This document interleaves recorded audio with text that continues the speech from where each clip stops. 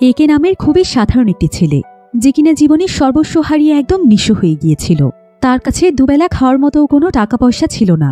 অনেক ছোটবেলায় তার মা মারা গিয়েছে, আর তার জীবনের শেষ আপন মানুষ বাবাও এখন মৃত্যুর সাথে পাঞ্জা লড়ছে। একে অনেক চেষ্টা করেও বাবার চিকিৎসার জন্য কোনো টাকারই ব্যবস্থা করতে পারছিল না, তাই সে সবসময় অনেক বেশি ডিপ্রেশনে থাকত। কিন্তু হঠাৎ করে একদিন যেন তার পুরো ভাগ্যটাই বদলে যায়। তাদের বাড়ির খুবই পুরনো একটি বক্সের মধ্যে সে এমন একটি অলৌকিক এবং মহামূল্যবান পাথর খুঁজে পায়, যেটার দাম ছিল কয়েকশো কোটি টাকা। আর এই অলৌকিক পাথর পেয়ে সাধারণ ছেলেটি দরিদ্র থেকে হয়ে যায় কোটিপতি। আর এখান থেকেই শুরু হয় তার জীবনের নতুন এক মোড়। গল্পটিকে খুবই সাধারণ একটি গল্প মনে হলেও এই গল্পের প্রত্যেকটি জায়গাতে লুকিয়ে আছে অনেক বেশি রহস্য, যেটা আপনারা কল্পনাও করতে পারবেন না। তো পরবর্তীতে একের জীবনে কি ঘটেছিল, সে কি অলৌকিক পাথর দিয়ে তার জীবনের সমস্ত সমস্যার সমাধান করতে পেরেছিল, সেটাই আমরা দেখব আজকের এই মুভিটির গল্পে। তাহলে চলুন ঘুরে আসা যাক সাধারণ এক দরিদ্র ছেলের কোটিপতি হওয়ার গল্প থেকে। তো গল্পটি শুরু হয় থাইল্যান্ডের একটি শহরে, যেখানে আমরা একে নামের একটি ছেলেকে দেখতে পাই, যে কিনা ছিল অনেক দরিদ্র পরিবারের সন্তান।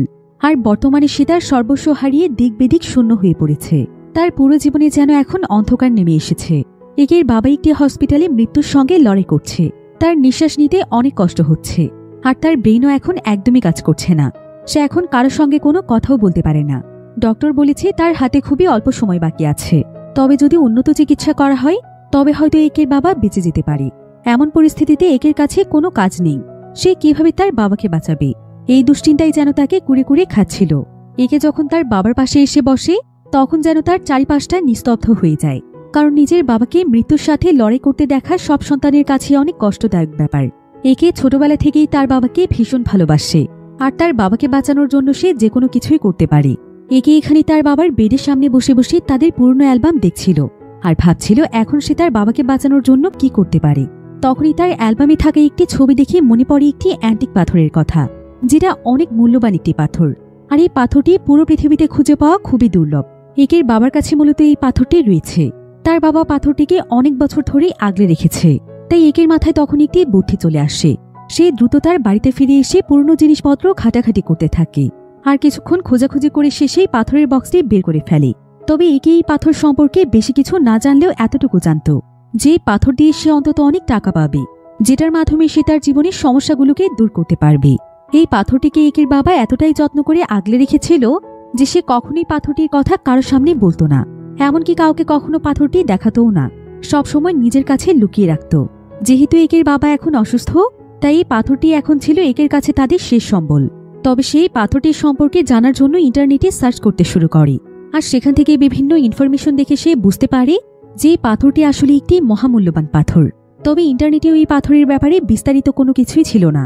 একে শুধুমাত্র এইটুকু জানতে পারে যে আগেকার মানুষ এই পাথরগুলোর খুবই মূল্যায়ন করত, যার কারণে অনেকেই এই পাথর নিজেদের কাছে সংরক্ষণ করে রাখত। তো একে তখন সেই পাথরটি নিয়ে চিন্তা করতে থাকে, পাথরটি কি আসল নাকি নকল পাথর? এই পাথর বিক্রি করলে আমি কি সত্যিই টাকা পাবো? যদি পেয়ে যাই তাহলে অন্তত আমার বাবার চিকিৎসার খরচ চালাতে পারবো। তবে কয়েক বছর আগে একে একটি নিউজ দেখেছিল, যেখানে এমনই একটি পাথর পাওয়ার জন্য সেই পাথরের আসল মালিককে হত্যা করা হয়েছিল, আর তারপর থেকে সেই পাথরটি কোথাও পাওয়া যায়নি। সেই সাথে একের মনে এই প্রশ্নটিও আসে, যদি এই পাথরটা এতটাই মূল্যবান হয় আর আসল হয়ে থাকে, তাহলে আমার বাবার কাছে এই পাথরটি কিভাবে আসলো? কে তাকে পাথরটি দিয়েছিল? যেহেতু একে তার বাবাকে ভীষণ ভালোবাসে, তাই সে এটা ভাবতেই পারছিল না যে তার বাবা খুন করে পাথরটি নিয়ে এসেছে। এই পাথরটি কি তার বাবা চুরি করেছে, নাকি এর পেছনে অন্য কোনো রহস্য আছে? এই প্রশ্নগুলোই বারবার একের মনে ঘুরপাক খাচ্ছিল। তো এবার পরের দিন একে এই পাথরটি বিক্রি করার জন্য বাজারে চলে যায়। এই জায়গাটি মূলত স্টোন মার্কেট নামে পরিচিত, যেখানে বিভিন্ন ধরনের পাথর কেনা বেচা করা হয়। আর এই জায়গাটির সন্ধান একে মূলত ইন্টারনেট থেকে পেয়েছে। তো একে সমস্ত দোকানগুলো ঘুরে ঘুরে দেখতে থাকে। যেহেতু সে প্রথমবারের মতো এমন একটি বাজারে এসেছে, তাই সে খুবই নার্ভাস ফিল করছিল, কারণ তাকে যদি এই পাথর সম্পর্কে কেউ প্রশ্ন করে, সে তো এই পাথর সম্পর্কে কিছুই বলতে পারবে না। একে তখন এই ধরনের পাথরের দোকান খুঁজতে থাকে, যেখানে সে মূলত পাথরটিকে বিক্রি করতে পারবে। তো কিছুক্ষণ পর সে একটি জায়গাতে এই ধরনের পাথর দেখতে পায়, তবে এগুলো মূলত আসল পাথর ছিল না, ডেমো হিসেবে সেখানে সাজানো ছিল। তো একে তখন সেই দোকানে আসে, আর ওই দোকানদারকে তার কাছে থাকা পাথরগুলো দেখিয়ে বলে, আচ্ছা এগুলোর দাম কত? দোকানদার তখন পাথরগুলো হাতে নিয়ে পরীক্ষা করতে শুরু করে। তবে একের কথাবার্তা শুনে এই দোকানদার বুঝতে পারে যে পাথর সম্পর্কে তার কোনো ধারণা নেই। তাই সে তখন দীর্ঘ একটি নিঃশ্বাস ফেলে একে বলে, এগুলো খুব পুরনো পাথর। এই পাথরগুলো অনেক দামি, কিন্তু তুমি যেই পাথরগুলো এনেছো এগুলো মূলত অরিজিনাল পাথর নয়, এগুলো নকল। তবুও আমি আমার কালেকশনে এই পাথরগুলো রাখতে চাই। তুমি যেহেতু নিয়ে এসেছো, নিশ্চয়ই তোমার টাকার প্রয়োজন, তাই আমি তোমাকে এগুলোর জন্য 1 মিলিয়ন টাকা দিতে পারবো। কথা শুনে একে তো একদম চমকে ওঠে, কারণ এই নকল পাথরের দামই যদি এত বেশি হয়ে থাকে তাহলে আসল পাথরের দাম তো কোটি কোটি টাকা। তো একের মনে তখন আরো এমন অনেক প্রশ্নই জাগতে থাকে। তাই সে তখন দোকানদারকে জিজ্ঞাসা করে, আচ্ছা এই নকল পাথরের জন্য আপনি কেন আমাকে 1 মিলিয়ন দেবেন? আপনি কি আমাকে কোনোভাবে বোকা বানানোর চেষ্টা করছেন? এই পাথরের পেছনে কি রহস্য আছে? তখন একে তার বাবার কথা মনে পড়ে যায়, কারণ যদি পাথরগুলো নকল হতো তাহলে তার বাবা কেন এতদিন এই পাথরগুলোকে যত্ন করে লুকিয়ে রেখেছে। তখন দোকানদার সিং তাকে পরিষ্কারভাবে বলে দেয় যে আমি তোমাকে আর এর থেকে 1 টাকাও বেশি দিতে পারবো না। যদি তোমার এই পাথর বিক্রি করতে হয় তাহলে বিক্রি করতে পারো, নয়তো তুমি তোমার পাথরগুলো নিয়ে যাও। এমনকি সিং তার পাশে থাকা একজন বৃদ্ধ লোককে ডেকে এই পাথরটি পরীক্ষা করতে বলে। তো তাদের দুজনের মধ্যে এই সমস্ত ব্যাপারে কথোপকথন চলছিল, কিন্তু ঠিক তখনই সেখানে একজন মেয়ে এসে হাজির হয়। এই মেয়েটির নাম হচ্ছে মি। মিকে দেখে সিং এর পুরো বেহাল দশা, ভয়ে যেন তার গলা একদম শুকিয়ে যায়। সে ঘামতে শুরু করে, কারণ মেয়ে খুব ভালো অ্যান্টিক পাথর পরীক্ষা করতে পারে। অর্থাৎ সে এই পাথর সম্পর্কে অনেক কিছুই জানে, এবং কোনটা আসল পাথর আর কোনটা নকল পাথর সেই সম্পর্কেও তার খুব ভালো ধারণা আছে। তো মেয়ে সেই পাথরটি দেখে বলে, কি হয়েছে, তোমরা এখানে কি নিয়ে এত আলোচনা করছো? অর্থাৎ দূর থেকেই মি তাদের এসব কথাবার্তা সবকিছু শুনে ফেলেছিল, যার কারণে আগ্রহ নিয়ে মি দোকানের কাছে এগিয়ে আসে আর সে পাথরটি হাতে নিয়ে পরখ করে দেখতে চায়। কিন্তু তখন দোকানদার সিং তাকে বাধা দিয়ে বলে, এই পাথর দেখানো যাবে না। তবে মেয়ের জোড়াজোড়ির কাছে সে টিকতে পারে না। এক পর্যায়ে মেয়ে এই পাথরটিকে পরখ করে দেখার জন্য একের কাছে অনুমতি চায়। একেও তাকে অনুমতি দিয়ে দেয়, কারণ একে এখন পর্যন্ত সিং এর কাছে এই পাথরটি বিক্রি করেনি। তো মি পাথরটি হাতে নিয়ে পরখ করে সে একদম চমকে যায়, আর সে সঙ্গে সঙ্গে অনেক বেশি এক্সাইটেড হয়ে সবার সামনে বলে, এটা তো একদম অরিজিনাল পাথর। তোমরা কেন ওকে মিথ্যে কথা বলছো? তাছাড়া এই পাথরটির দাম 100 মিলিয়নের চাইতেও অনেক বেশি, আর তোমরা ওকে শুধুমাত্র 1 মিলিয়ন দিতে চাচ্ছ? তোমরা একটা সাধারণ ছেলেকে কেন ঠকাচ্ছ? মেয়ের কথা শুনে একে তো একদম অবাক হয়ে যায়। এই পাথর এত মূল্যবান হতে পারে সেটা কখনোই ভাবেনি। তো যাই হোক, সিং তখন বলতে শুরু করে, আমি ওকে টাকা দিয়ে দিয়েছি, এখন তোমরা যে যাই বলো এই পাথরটা আমার, এখান থেকে তোমরা চলে যাও। কিন্তু একে তখন তাকে বলে, আমি এখনো আপনার টাকা নেইনি, আমি আপনাকে এটাও বলিনি যে আমি পাথরটি বিক্রি করব। আপনি নিজেই সবকিছু বলেছেন, আপনি নিজেই টাকা দিতে চেয়েছেন, আর এখন তো এই পাথর আপনার কাছে বিক্রি করার কোনো প্রশ্নই আসে না, কারণ আপনি আমাকে ঠকাতে চেয়েছেন। একথা শুনে সিং মেয়ের উপর প্রচন্ড রেগে যায়, আর সে মেয়েকে বলে, তোমরা এই পাথর কোথায় বিক্রি করবে সেটাও আমি দেখে নেব, আমার থেকে তোমাদের এই পাথরের দাম কেউ বেশি দেবে না।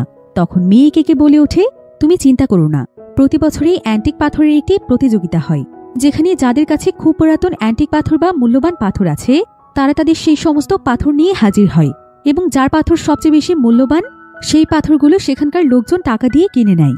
তুমি চাইলে ওই প্রতিযোগিতায় অংশগ্রহণ করতে পারো, সেই সাথে তোমাকে এই পাথরটির জন্য একটি সার্টিফিকেটও প্রদান করা হবে, যাতে করে তুমি চাইলে এই পাথরটা তোমার সঙ্গে রাখতে পারো, অথবা চাইলে খুব ভালো মূল্যে বিক্রিও করতে পারো।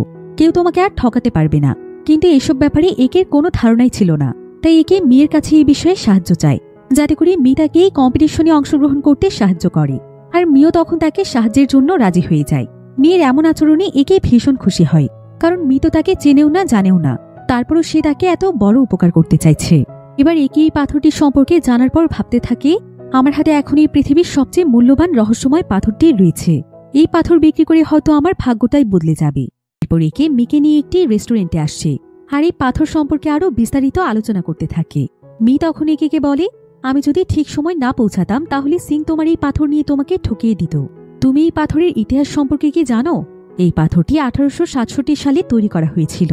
তাছাড়া এই পাথরটি আসল কিনা সেটা কিভাবে বুঝবে জানো? এই পাথরের গায়ে কোনো দাগ নেই, এটা খুবই মসৃণ এবং দাগহীন। এই বলেই মি তার সামনে থাকা পানির গ্লাসের ভেতর পাথরটিকে ফেলে দেয়। এতে করে একে একটু ভয় পেয়ে গেলে মি তাকে বলে, সমস্যা নেই, ভয় পেও না, কিছুই হবে না, কারণ এটা অরিজিনাল পাথর। তুমি এই টেকনিক ব্যবহার করে পাথরটিকে আরো ভালোভাবে পরীক্ষা করতে পারো, কারণ পানির ভেতরে দাগ আছে কিনা সেটা স্পষ্টভাবে বোঝা যায়। এবার একে তখন মেয়ের কাছে জানতে চায় যে সে এই সমস্ত ব্যাপারে এত কিছু কিভাবে জানলো, তাকে কে শিখিয়েছে এসব। মেয়ে তখন তাকে বলে, আমার বাবা আসলে একজন পাথরের মাস্টার জর্জ, সে থাই বুদ্ধ তাবিজ সমিতির সভাপতি ছিলেন। আমি ছোটবেলা থেকে বাবার সাথে থাকতাম, আর তখন থেকে এই পাথরগুলো সম্পর্কে বিভিন্ন ধারণা পেয়েছি। তো মেয়ের এত ভালো আচরণ দেখে তাকে সবকিছু এত সুন্দরভাবে বুঝিয়ে দেওয়ার জন্য একে ভীষণ খুশি হয়। মেয়ের প্রতি সে একদম মুগ্ধ হয়ে যায়। এমনকি একে রাতে বাসায় ফিরেও মেয়ের সম্পর্কে ইন্টারনেটে খোঁজ খবর নিতে থাকে, যে সে কেমন মানুষ এবং সে কি করে। পরের দিন মেয়ে একে শপিং করাতে নিয়ে গিয়ে বেশ নতুন কিছু জামাকাপড়ও কিনে দেয়, আর সেখান থেকে মিয়ার একের আরও ভালো বন্ধুত্ব শুরু হয়। এবার কিছুদিনের মধ্যেই দেখা যায় মেয়ের সাহায্য নিয়ে একে এবং মিশেই অ্যান্টিক পাথর প্রতিযোগিতায় অংশগ্রহণ করে, যেখানে পৃথিবীর সবচেয়ে বিরল আর মূল্যবান অ্যান্টিক পাথরগুলো মানুষ এনে হাজির করে, যে কার পাথরটি সবচেয়ে বেশি রহস্যময় এবং মূল্যবান। এই প্রতিযোগিতায় অংশগ্রহণ করার পর থেকে মেয়ে বুঝতে পেরেছিল যে একে ছাড়া কেউ এই প্রতিযোগিতায় জয়ী হবে না, কারণ সবচেয়ে মূল্যবান পাথর আজ অব্দি এটাই ছিল যেটা একের কাছে আছে। তো কিছুক্ষণ পর দেখা যায় যে একে এই কম্পিটিশনে প্রথম হয়, এমনকি তাকে সরকারি সার্টিফিকেটও প্রদান করা হয়। আর এই সার্টিফিকেটের উপরে পরিষ্কারভাবে লেখা ছিল যে এটি প্রায় 150 বছর আগের অমূল্য একটি পাথর, এবং এই পাথরটি একদম আসল, যার দাম কমপক্ষে 10 কোটি টাকা। এবার কিছুক্ষণের মধ্যেই দেখা যায় শহরের সবচেয়ে বড় মাস্টার একে সঙ্গে দেখা করতে আসে, আর এই মাস্টার হলো মেয়ের বাবা। তো মাস্টার এসে একে একটি ভিজিটিং কার্ড দিয়ে পার্সোনালি তাকে তার সঙ্গে দেখা করতে বলে। তখন মেয়ে চিৎকার করে বলে ওঠে, ও আমার ক্লায়েন্ট, ওর ডিল আমি করাবো। তো এই কথা শুনে জর্জ আর কোনো কথা না বলে সেখান থেকে চলে যায়। জর্জ যাওয়ার পরে আশেপাশের যারা প্রতিযোগিতায় অংশগ্রহণ করেছিল এবং সেখানে যে মিডিয়ার লোকেরা ছিল তারা সবাই একে ঘিরে ধরে আর প্রশ্ন করতে থাকে যে কিভাবে সেই পাথরটি পেল। কিন্তু একে তো এসব কিছুই জানে না, তাই সে নিজেকে এসব থেকে দূরে রাখার জন্য কোনো মতে সেখান থেকে চলে যায়। এবার দেখা যায় একে কয়েকজন গ্যাংস্টার ফলো করতে থাকে, আর এই গ্যাংস্টারগুলো মূলত কেউ নয় বরং দোকানদার সিংয়েরই লোক। সিং চাইছিল যে কোনো মূল্যে পাথরটিকে নিজের কাছে হাসিল করতে। সে যদি এই গ্যাংস্টারদেরকে দিয়ে একের কাছ থেকে এই পাথরটি কেড়ে নিতে পারে তাহলে তো তার কাজ হয়েই গেল। তবে সেখানে সিংয়ের লোকজন খুব একটা সুবিধা করতে পারে না, অর্থাৎ একে সিংয়ের লোকদের হাত থেকে এবারের মতো বেঁচে যায়। আশিস সেদিন সন্ধেবেলায় হসপিটালে তার বাবার সঙ্গে দেখা করতে আসে। তারপর সে তার বাবাকে দোষারোপ করে অভিমান নিয়ে বলতে থাকে, বাড়িতে যে এত মূল্যবান একটি জিনিস রাখা ছিল তুমি কেন আমাকে আগে জানাওনি? আর এত মূল্যবান জিনিস থাকার পরও কেন আমরা এত কষ্টের জীবনযাপন করেছিলাম? কেন আমাকে এত অভাব অনটনে মানুষ হতে হয়েছে? সেই সাথে একে তার বাবাকে কথা দেয় যে আজকের পর থেকে তাদের আর কোনো কষ্ট থাকবে না, সে তাকে অবশ্যই সুস্থ করে তুলবে। এরপর একে তার বাড়িতে ফিরে আসে, আর সে মেয়ের সঙ্গে ফোনে কথা বলার চেষ্টা করলে মেয়ে তার সঙ্গে কোনো কথাই বলে না। একে তখন তার কাছে থাকা পাথরটির একটি ছবি তার ফোনের মধ্যে তুলে রাখে, কিন্তু ঠিক এমন সময় তার পেছন থেকে কালো মুখোশ পরে একটি লোক এসে তার উপর হামলা করে। একে মাটিতে ফেলে তাকে প্রচুর পরিমাণে মারতে থাকে, এবং সে বারবার একের কাছে জিজ্ঞাসা করে যে সেই মূল্যবান পাথরটি কোথায়। কিন্তু একে প্রচুর পরিমাণে মার খাওয়া সত্ত্বেও সে কোনো কিছুই স্বীকার করে না। লোকটি বারবার একে থ্রেট দিয়ে বলতে থাকে, ওই পাথরটি আমাকে দিয়ে দে, নয়তো আমি তোকে আজকে মেরে ফেলবো।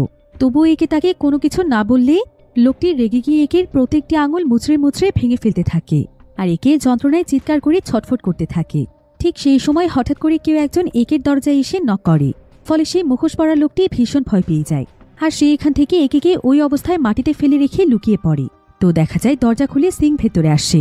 সিং এর হাতে ছিল ব্যাগ ভর্তি টাকা। সেই টাকাগুলো একে দিয়ে বলে, এই টাকাগুলো নিয়ে ওই পাথরটি আমাকে দিয়ে দাও। কিন্তু একে বলে পাথরটি আমার কাছে নেই।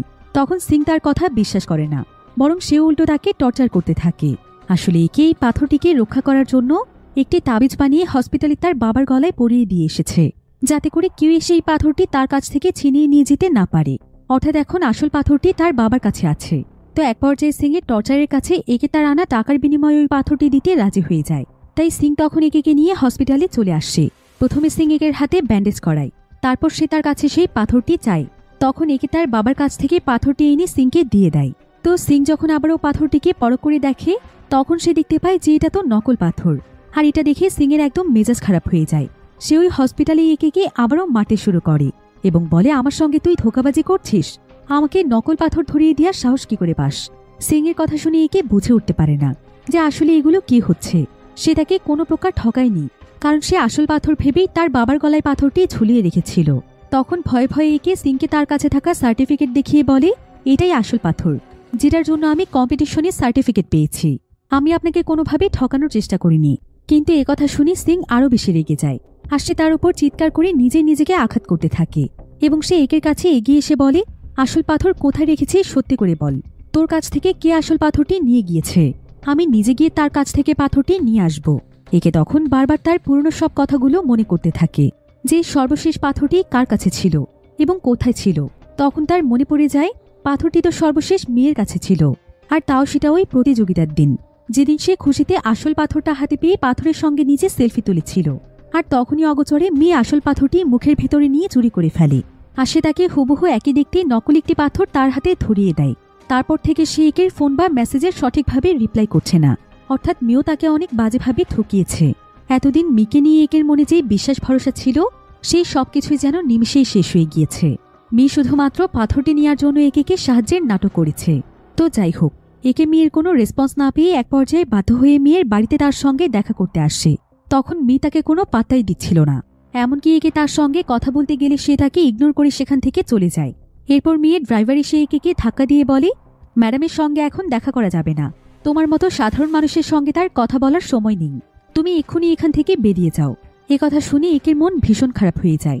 কারণ একটা মানুষ মুহূর্তের ভেতরে কিভাবে এতটা পরিবর্তন হতে পারে সেই বিষয়টি কোনোভাবেই বুঝে উঠতে পারছিল না। কিন্তু একে ড্রাইভারের কোনো কথা না শুনেই বারবার মেয়ের পিছু পিছু ছুটতে থাকে আর তার সঙ্গে কথা বলার চেষ্টা করে। একে যেন একদম পুরো পাগলের মতো হয়ে যায়। মেয়েকে সে জিজ্ঞেস করতে চায় কেন তাকে সে এতদিন এভাবেই ঠকিয়েছে আর তাকে কেন এভাবে সে নিঃস্ব করে দিয়ে চলে যাচ্ছে। একের একটু ভালো থাকার স্বপ্ন যেন নিমিষেই ধ্বংস হয়ে যায়, যার ফলে এখন থেকে একে মেয়েকে ঘৃণা করতে শুরু করে। কিছুক্ষণ পর একে শূন্য হাতে তার বাবার কাছে ফিরে আসে। তখন সে দেখতে পায় যে তার বাবা আর বেঁচে নেই। তাকে ছেড়ে তার বাবা চিরদিনের জন্য চলে গিয়েছে।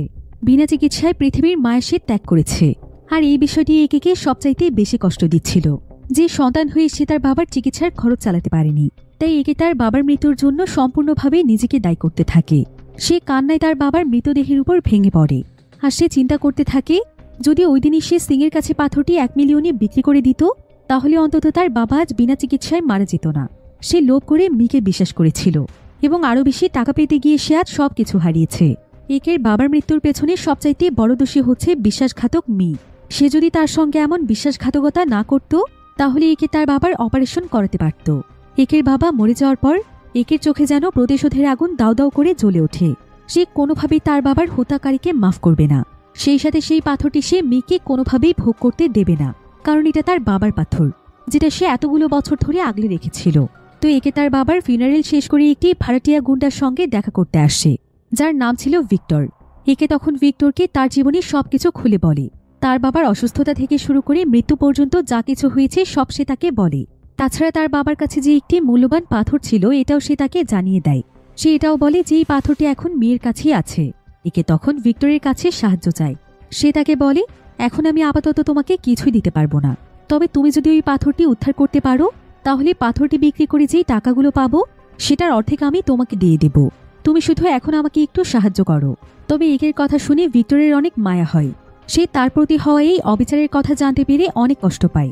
আর সে মনে মনে প্রতিজ্ঞা করে যে একের প্রতি হওয়া অন্যায়ের প্রতিশোধ সে নেবে। সে কোনোভাবেই মিকে ছাড়বে না। একের সঙ্গে মিলে সে কাজ করবে। এবার একদিন রাতের বেলা ভিক্টর মেয়ের গাড়ি মাঝ রাস্তায় আটকে দেয়। আর ভিক্টরের হাতে একটি পিস্তল ছিল, যেটা দেখে মি অনেকটাই ভয় পেয়ে যায়। তখন ভিক্টর ধীরে ধীরে মেয়ের গাড়ির দিকে এগিয়ে গিয়ে দরজা খুলতে বলে এবং দেখতে পায় যে মি তাকে রেখে বেশ ভয় পেয়েছে আর মেয়ের অবস্থা অনেক খারাপ। ভিক্টর তখন মেয়ের কাছে জানতে চায় যে সে সেই আসল পাথরটি কোথায় রেখেছে। মি তখন বলে যে পাথরটি তার কাছে ছিল, কিন্তু এখন তার কাছে কিচ্ছু নেই। কিছুক্ষণ আগে তার উপর কেউ একজন হামলা করেছিল আর সে তার কাছ থেকে তার টাকা পয়সা, ব্যাগ, গহনা সবকিছু নিয়ে পালিয়ে গিয়েছে। আর তার ব্যাগের মধ্যেই সেই পাথরটি রাখা ছিল। এখন সেই পাথরটি সেই চোরটির কাছে আছে। তাই যদি ভিক্টর পাথরটি পেতে চায় তাহলে এখন তাকে সেই চোরকে খুঁজে বের করতে হবে। কিন্তু ভিক্টর তার কোনো কথা বিশ্বাস করতে চাইছিল না। তাই মি তখন তাকে বলে, আমার কথা বিশ্বাস না হলে আপনি আমার ড্রাইভারকে দেখতে পারেন। সেই চোরটি তাকেও আক্রমণ করেছে। ভিক্টর দেখতে পায় যে সত্যি সত্যি মেয়ের ড্রাইভারের অবস্থা অনেক বেশি খারাপ। তার পুরো শরীর রক্তাক্ত হয়ে আছে। আর তাই মি তাকে পেছনের সিটে রেখে সে নিজে ড্রাইভ করছে। কিন্তু তারপরও ভিক্টর মিকে সঙ্গে করে নিয়ে তার আস্তানায় চলে যায়, যেখানে একে আগে থেকেই বসেছিল। তো একে যখন মিকে দেখতে পায় তখন সে তাকে চিৎকার করে জিজ্ঞাসা করে, তুমি আমাকে এভাবে ঠকিয়েছ কেন? তুমি নিজেও জানো তোমাকে আমি কতটা ভরসা করেছিলাম, আর তুমি কিনা আমার এই দুর্বলতার সুযোগ নিলে? তোমার জন্য আমার বাবা মারা গিয়েছে, আমি আমার বাবার চিকিৎসা করাতে পারিনি। একের কথা শুনে মি তখন তাকে সমস্ত ঘটনা খুলে বলে। এসব শুনে মি তার সমস্ত অপরাধ স্বীকার করে নেয় আর সে তার সঙ্গে যা ঘটেছে সবকিছু খুলে বলে। মি বলে, এই পাথরটির জন্য আমাকে সবচাইতে বেশি যে টাকা দিতে চেয়েছিল আমি তার কাছে পাথরটি বিক্রি করার জন্য নিয়ে যাচ্ছিলাম। লোকটি থাইল্যান্ডের সবচেয়ে বড় পাথর কালেক্টর, যার কাছে পৃথিবীর বেশ কিছু মূল্যবান নামি দামি পাথরগুলো রয়েছে। কিন্তু হঠাৎ করে মাঝপথে কোথা থেকে আমার সঙ্গে কি হয়ে যায় আমি কিছুই বুঝতে পারি না। আর তারপরের ঘটনা তো তোমরা অলরেডি জানতেই পেরেছ। অর্থাৎ পাথরটি এখন আর আমার কাছে নেই। তবে আমার জানা মতে যে আমার কাছ থেকে পাথরটি চুরি করে নিয়েছে সেও নিশ্চয়ই সেই ব্যক্তির কাছে এই পাথরটি বিক্রি করতে যাবে যে পাথরের মূল্য সবচাইতে বেশি দেবে, অর্থাৎ সে নিজে যার কাছে যাচ্ছিল।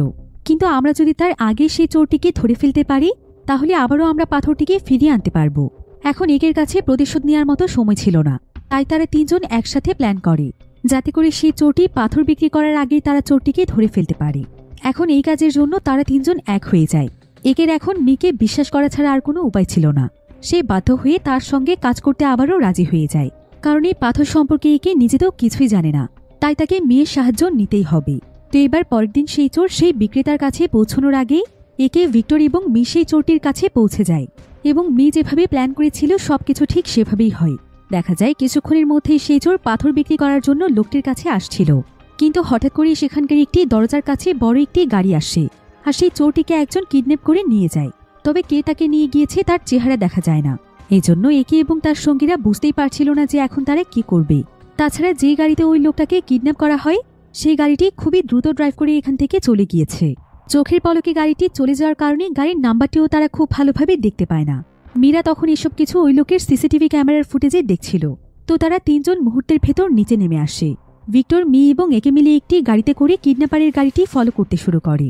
কিছুক্ষণ পর কিডন্যাপারের গাড়িটা শহর থেকে বেশ দূরের একটি নির্জন জায়গাতে এসে থামায়। গাড়ি থেকে তখন নিচে নামতে যাকে দেখা যায় সেটা আর কেউ নয়, বরং সেটা ছিল সিং। অর্থাৎ সিং সেই পাথরটির জন্য চোরটিকে কিডন্যাপ করেছে। তো সে চোরটিকে গাড়ি থেকে বাইরে বের করলে সে তখন কান্নাকাটি শুরু করে দেয়। আর সে সিংয়ের হাত পা ধরে তার কাছে বারবার ক্ষমা চাইতে থাকে এবং তাকে ছেড়ে দিতে বলে। সিং তখন চোরের ব্যাগ থেকে সমস্ত কিছু টেনে নিচে ফেলে দিলে দূর থেকে এই সমস্ত কিছু মীরা ফলো করছিল। তো মুহূর্তের ভেতর মি সেখানে এসে সেই পাথরগুলোকে দেখে মিলিয়ে নেয় যে পাথরগুলো আছে কিনা আর পাথরগুলো আসল কিনা। কিন্তু তার কাছে থাকা পাথরটি আসলে নকল ছিল। এবার তারা সেখানে সেই চোরটির উপর টর্চার করতে থাকে এবং তার কাছে জানতে চায় যে সেই কাজটি কেন করেছে, সে মেয়ের উপর কেন হামলা করে পাথরটিকে চুরি করেছে। এখন এত বেশি টর্চারের কারণে চোরটি তখন সমস্ত কথা স্বীকার করে। সে এখানে বলে, আমি এসব কিছু মেয়ের বাবা জর্জের কথা মতো করেছি। সে আমাকে তার মেয়ের উপর অ্যাটাক করে ওই পাথরটি চুরি করতে বলেছিল। এতে আমার কোনো দোষ নেই। আমি টাকার লোভে সেদিন মেয়ের কাছ থেকে তার ব্যাগটি চুরি করেছিলাম। তোমরা দয়া করে আমাকে ছেড়ে দাও। তবে একথা শুনে মিতো একদম অবাক হয়ে যায়, কারণ পৃথিবীতে যেই বাবা তাকে সবচেয়ে বেশি ভালোবাসে সেই বাবা কি করে তাকে মেরে এই পাথরটি চুরি করিয়ে নিতে চাইছিল। মূলত যেদিন জর্জ একের কাছে এই পাথরটি দেখেছিল সেদিন থেকেই পাথরটির জন্য সে পুরো পাগল হয়ে গিয়েছিল। এমনকি পাথরটিকে পাওয়ার জন্য সে তার নিজের মেয়ের উপর হামলা করতেও পিছপা হয়নি। আর এখন সেই আসল পাথরটি রয়েছে মেয়ের বাবার কাছে। তো প্রথমে এই পাথরটি পাওয়ার জন্য মিয়ার সিং এর মধ্যে ঝগড়া শুরু হয়ে যায়। কে পাথরটির আসল দাবিদার এসব কিছুতে একে ভীষণ বিরক্ত হয়ে যায় আর তাদেরকে চিৎকার করে থামিয়ে দিয়ে বলে, এই পাথরটি মূলত আমার কাছ থেকে তোমরা পেয়েছ। পাথরটির জন্য আমার বাবা হসপিটালে মারা গিয়েছে। আমি তার ছেলে হয়ে তার অসুস্থতায় তার চিকিৎসা করতে পারিনি। আর এখনো তোমরা পাথরটা তোমাদের নিজেদের বলে দাবি করছো, এমনকি নিজেদের ভেতর ঝামেলা করছো। পাথরটি যদি পেতেই হয় তাহলে আমি পাবো, অথবা আমরা সবাই মিলে ভাগ করে নেব, কিন্তু একা এই পাথরটিকেও পুরোপুরি পেতে পারে না। একথা শুনে সবাই একদম স্তব্ধ হয়ে যায়। তারা ভেবে দেখে আসলেই তো একের জন্যই তারা এই পাথরটির সন্ধান পেয়েছে, আর একে ছাড়া তারা কোনো কিছু করতে পারে না। চাইলেও কোনো কিছু করা সম্ভবও নয়, কারণ একটা মানুষ এই পাথরের জন্য তার বাবাকে হারিয়েছে। এর চাইতে বড় কষ্ট আর কি হতে পারে। সিং তখন একে শান্ত করার জন্য বলে, এটা নিয়ে আসলে আমাদের সবার ভাবা উচিত যে কি করলে ভালো হয়। তাই তখন সবাই মিলে প্ল্যান করে তারা জর্জের মুখোমুখি হয় এবং সিদ্ধান্ত নেয় যেভাবেই হোক তারা আসল পাথরটিকে নিয়ে আসবে। এতে করে সিং, একে এবং মি সবাই এখন এক হয়ে যায়। এরপর তাদের প্ল্যান মতো তারা মেয়ের বাবার কাছে এসে পৌঁছয়। মেয়ের বাবা মেয়ের সঙ্গে এত দলবল দেখে বেশ ঘাবড়ে যায়, কারণ সে সবাইকে একসঙ্গে দেখবে এটা সে কখনোই আশা করতে পারেনি, কারণ এরা সবাই একে অপরের শত্রু ছিল। জর্জ তখন চিন্তা করতে থাকে এরা সবাই এক হলো কিভাবে। তাই সে চুপ করে একটি জায়গাতে দাঁড়িয়ে থাকে। মি তখন তার দলবল নিয়ে এসে তার বাবাকে জিজ্ঞাসা করে, তুমি আমার সঙ্গে এমনটা কেন করেছ? আর তুমি কিনা শেষ পর্যন্ত একজন চোরকে দিয়ে আমার উপর হামলা করিয়েছ? তোমার কাছে তোমার মেয়ের চাইতে এই পাথরটিই বড় হয়ে গিয়েছে। কিন্তু জর্জ এমন ভাব করছিল যে সে কিছুই করেনি, সে এখানে কোনো কিছুই স্বীকার করে না। মি তখন তার সামনে সেই চোরটিকে নিয়ে আসে। চোরটি তখন সেদিন রাতে সমস্ত ঘটনা খুলে বলে যে কিভাবে জর্জ তাকে অর্ডার দিয়েছিল। এখন মেয়ের বাবার মুখের উপর যখন সেই চোরটি সবকিছু বলতে শুরু করে তখন মেয়ের বাবার আর কিছুই বলা থাকে না, কারণ সে বুঝতে পেরেছে তার সমস্ত কর্মকাণ্ড ফাঁস হয়ে গিয়েছে। আর সে যে কতটা স্বার্থপর সেটা মেয়েও বুঝতে পেরেছে। এদিকে মেয়ে এখানে কাঁদতে কাঁদতে চিৎকার করে তার বাবাকে বলে যে সে এতটা নিচে কিভাবে নামতে পারলো। সে কিনা একটি পাথরের জন্য শেষ পর্যন্ত তার নিজের মেয়ের উপরই হামলা করলো। সে কেমন বাবা, আর এতগুলো বছর ধরে সে যে তাকে এত আদর যত্ন দেখিয়েছে, এই সবে কি তাহলে মিথ্যে ছিল? কিন্তু জর্জ তখন তাকে থামিয়ে দিয়ে বলে, আমি যা করেছি তোমার ভালোর জন্য করেছি মি। আমি একজন বাবা, আমি কখনোই চাইব না আমার সন্তানের কোনো খারাপ কিছু হোক। তোমাকে আমি অনেকবার বুঝিয়েছিলাম যে এই রাস্তা থেকে তুমি সরে দাঁড়াও, কারণ এটা অনেক ভয়ানক একটি রাস্তা।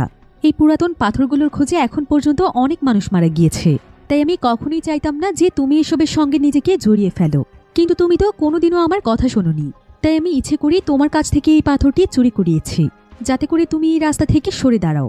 এখন তুমিই বলো, বাবা হিসেবে আমি কি অন্যায় করেছি? কিন্তু মি তখন তার বাবাকে বলে, একদম মিথ্যে বলো না বাবা, তুমি আসলে ছোটবেলা থেকে আমাকে সবকিছু থেকে বঞ্চিত করেছ।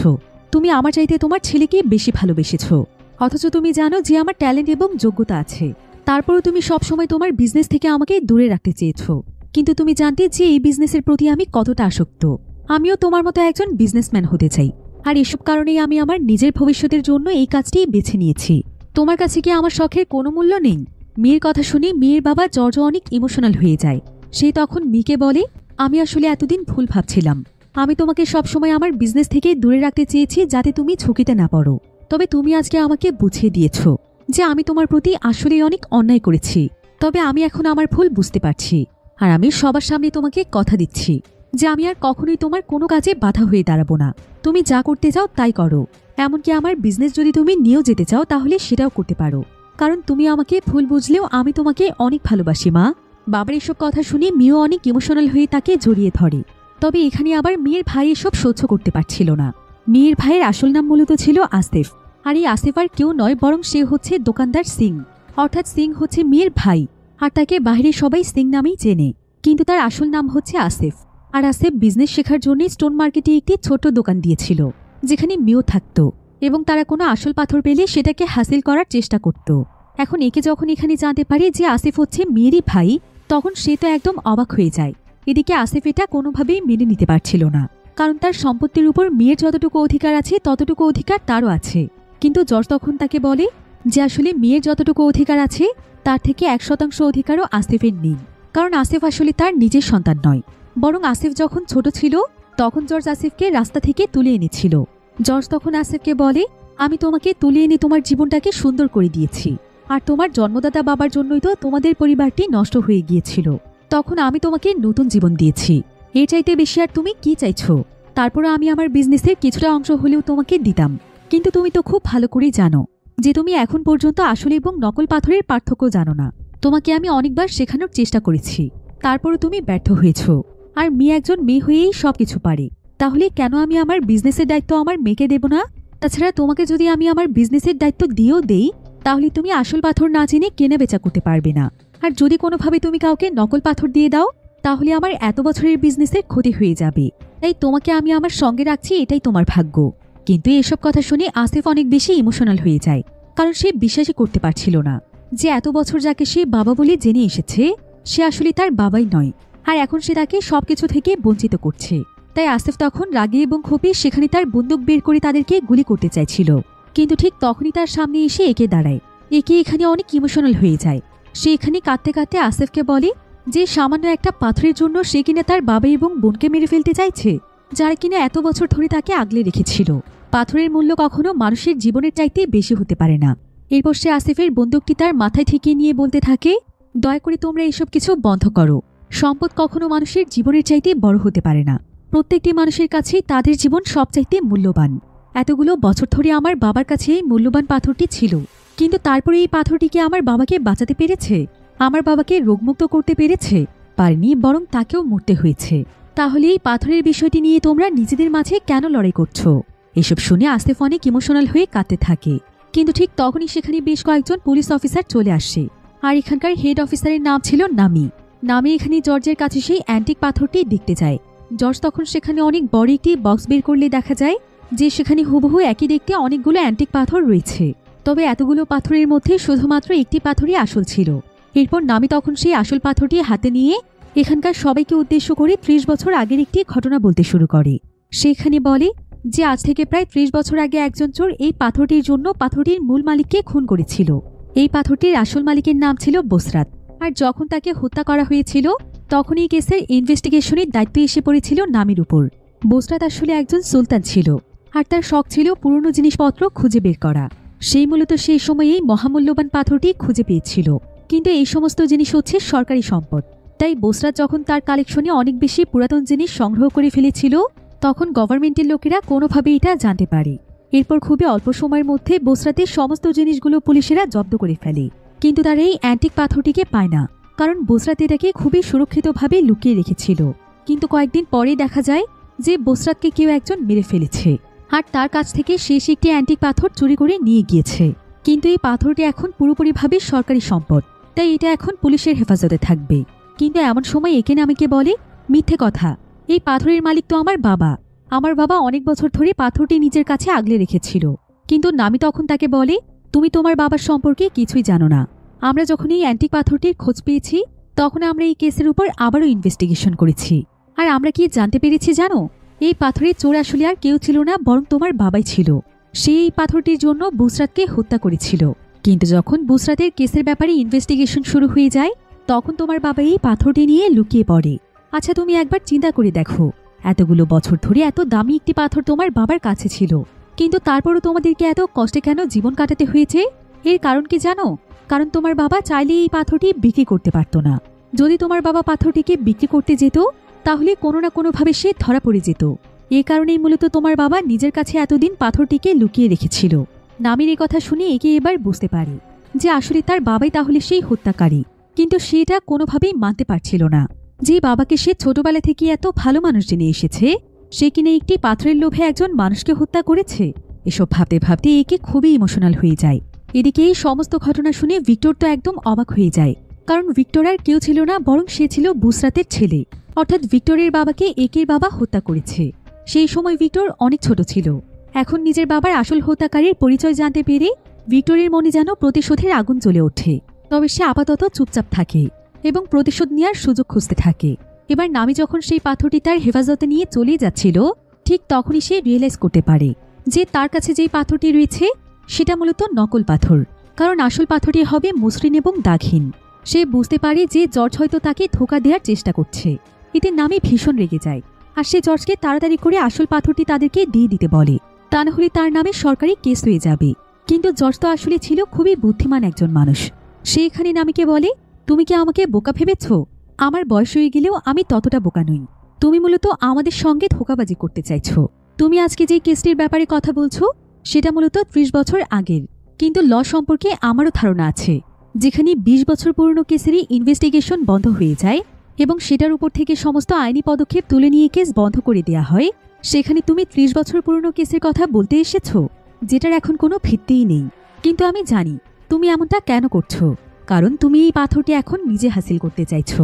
আর এভাবে এখানে নামির চালাকিও ধরা পড়ে যায়। নামি তখন বন্দুক তাক করে জর্জকে আসল পাথরটি বের করে দিতে বলে।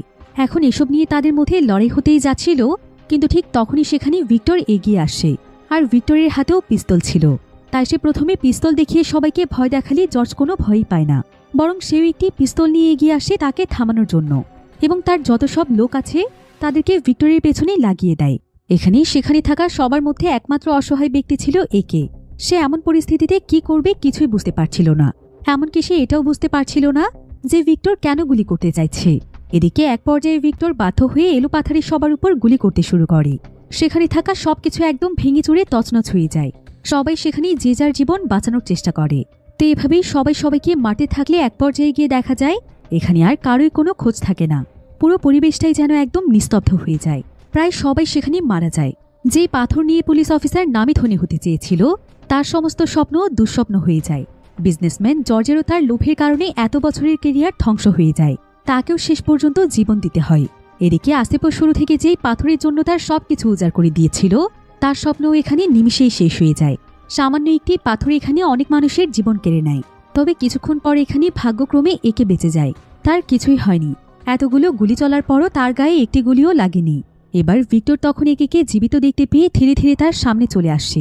এরপর সে একেকে বলে, আমি আমার বাবার মৃত্যুর প্রতিশোধ নিতে চাই। তোমার বাবা বুসরাত নামক যে ব্যক্তিকে হত্যা করেছে, সে আর কেউ নয়, বরং সে ছিল আমার বাবা, যে কিনা আমাকে তার জীবনের চাইতেও অনেক বেশি ভালোবাসত। অথচ তোমার বাবার জন্যই আমি আমার বাবাকে হারিয়েছি। তবে সেই পাথরটির আসল মালিক যেহেতু আমার বাবা ছিল, তাই সেই পাথরটি আমি ফেরত চাই। আমি সেই পাথরের ভাগ কাউকে দেব না। এটাই হবে আমার সবচাইতে বড় প্রতিশোধ। আর এখন এই আসল পাথরটি মূলত একের কাছেই ছিল। তো এসব বলে ভিক্টর যখন একে গুলি করতেই যাবে, ঠিক তখনই পেছন থেকে একটি গুলি এসে ভিক্টরের গায়ে লেগে যায়। দেখা যায় মি আসলে বেঁচে আছে। এখনো পর্যন্ত মিয়ের কিছুই হয়নি, তবে সে রক্তাক্ত বিধ্বস্ত অবস্থায় এসে মৃত্যুর হাত থেকে একে বাঁচিয়ে নেয়। তবে হঠাৎ করে মি একে কেন বাঁচালো এটা সে বুঝতে পারছিল না, কিন্তু সে এতে মির উপর অনেক খুশি হয়ে যায়। আর সে মনে মনে চিন্তা করে যে যাকে সে এতদিন ধরে নিজের শত্রু ভেবে এসেছে, সেই শত্রুই কিনা আজকে তার জীবন বাঁচালো। এরপর একে সেখান থেকে উঠে বাহিরে বেরিয়ে যেতে চায়, কিন্তু ঠিক তখনই মিয়ে সম্পূর্ণ রূপ যেন একদম বদলে যায়। সে খুবই রাগান্বিত অবস্থায় একের উপর গুলি করতে থাকে। মূলত একে বাঁচানোর পেছনে তার অনেক বড় একটি স্বার্থ ছিল, কারণ একের কাছে এখনো সেই আসল পাথরটি আছে, আর মেয়ে এই পাথরটি লোভে একে বাঁচিয়েছে। এসব কিছু দেখে তো একে কল্পনাও করতে পারছিল না যে একটা পাথরের জন্য মানুষ কতটা নিচে নামতে পারে। তো একে তখন কোনো মতে মেয়ের হাত থেকে বেঁচে সে জায়গা থেকে পালিয়ে যায়। এবারের মতো তার জীবন কোনো মতে বেঁচে যায়। তবে এদিকে প্রচণ্ড রক্তক্ষরণের কারণে মেয়েও কিছুক্ষণের মধ্যেই সেখানে মারা যায়। এদিকে সমস্ত ধ্বংসযজ্ঞ শেষে দেখা যায় এখানে থাকা সমস্ত মানুষ মারা গিয়েছে, শুধুমাত্র ভাগ্যের জোরে বেঁচে যায় একে। আর তার কাছে পড়ে থাকে সে 100 মিলিয়নের চাইতেও দামি পাথরটি। একে তখন পাথরটিকে হাতে নিয়ে দেখতে থাকে যে এখন সেই পাথরটি দিয়ে কি করবে। এই পাথর কি সত্যিই তার ভাগ্য পরিবর্তন করতে পারবে? এসব ভাবতে ভাবতে একে খুবই অনুতপ্ত বোধ করছিল। আসলে একের কাছে যেন এখন এই পাথরটির কোনো মূল্য ছিল না, কারণ যেই পাথরের জন্য এতগুলো মানুষের জীবন চলে গিয়েছে, সেই পাথর কখনোই কোনো ভালো কাজে আসতে পারে না। সামান্য একটি পাথর তার চোখের সামনে মানুষকে পশুর মতো বানিয়ে দিয়েছিল, যারা কিনা লোভে পড়ে একে অপরকে মেরে ফেলেছে। এসব চিন্তা করতে করতে একে সেই পাথরটির দিকে অপলক দৃষ্টিতে তাকিয়ে থাকে। আর এমনই একটি আনএক্সপেক্টেড এন্ডিংয়ের মাধ্যমে গল্পটি এখানেই